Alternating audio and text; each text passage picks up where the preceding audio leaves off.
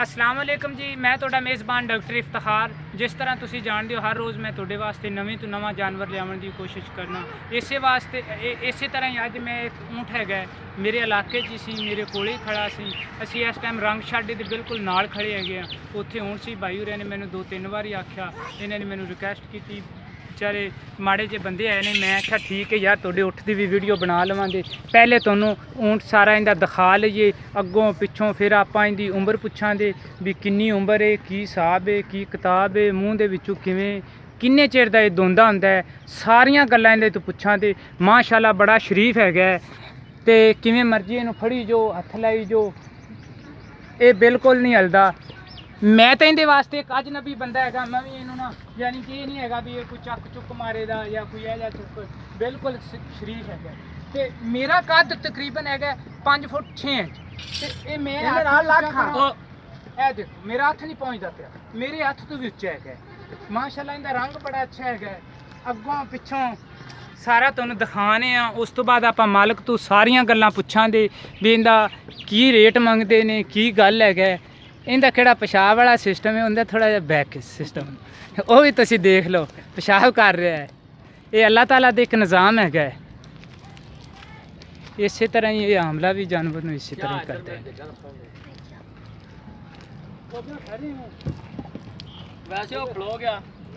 माशाअल्लाह इन्हां दा जानवर यार, इन्हां ने मैनूं किवें दस्सिया सी उसी तरह यार, बड़ा खूबसूरत जानवर है। इन्हां ने अगे इन्हां दे पा छड्डिया है।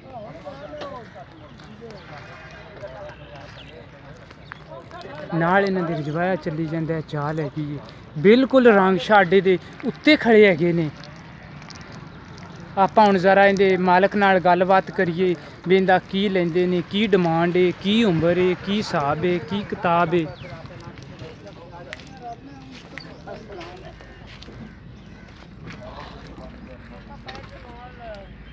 अस्सलाम वालेकुम जी। वालेकुम की हाल है? आ जा भरावा, तू इत्थे आ जा। तेरे भी यार मैं जग्गा नहीं पाया। अच्छा जग्गा नहीं पाया।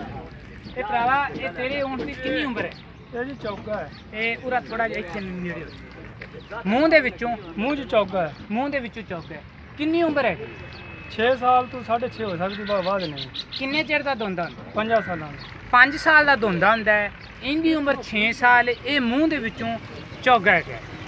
ते बाकी इंदा यानी कि वजन इंदा तकरीबन कितना हो जाएगा? वजन 12-13 मन वजन पक्का है। अच्छा 12-13 मन वजन वो कह रहे हैगे ने। माशाअल्लाह कद अगे भी मैं इंदा तुहानूं दिखाया, माशाअल्लाह बड़ा कद है। ते बकाया इंदी फाइनल जेह्ड़े तुसीं पैसे लैने ने वो ही पैसे तुसीं दस्सिया जी, फाइनल जी दस दिओ। 2 लाख पूरा, 2 लाख रुपया पूरा। ये 2 लाख दे विच साडे नाल कोई प्यार मुहब्बत भी करो ते हुण जदों आ रहे हो कर लांगे, फिर हुण ये तां नहीं हुण। अच्छा प्यार मुहब्बत भी अपने नाल रलावन दे 2 लाख रुपया दा मंगी जांदे हैगे ने। ते माशाअल्लाह उठ भी इन्हां दा बड़ा चंगा है। एनीमल पॉइंट नूं ज़्यादा तो ज़्यादा सबसक्राइब करदे रहो, बैल आइकॉन दा बटन जरूर दबांदे रहो। इसे तुसीं मैनू लाइक करते रहोगे तो मेरी भी हौसला अफजाई होंदी रहेगी। मैं भी अच्छे तो अच्छा जानवर तुहाडे वास्ते लियावन की कोशिश करांगा। तो मैं उम्मीद करना तुहानूं ये वीडियो बिल्कुल पसंद आई होगी। तुसीं मैनू लाइक भी करो, मैनू शेयर भी करो। तो 0346 87 87 250 इसे नंबर पर मेरी WhatsApp भी चलती है, ईमो भी चलती है।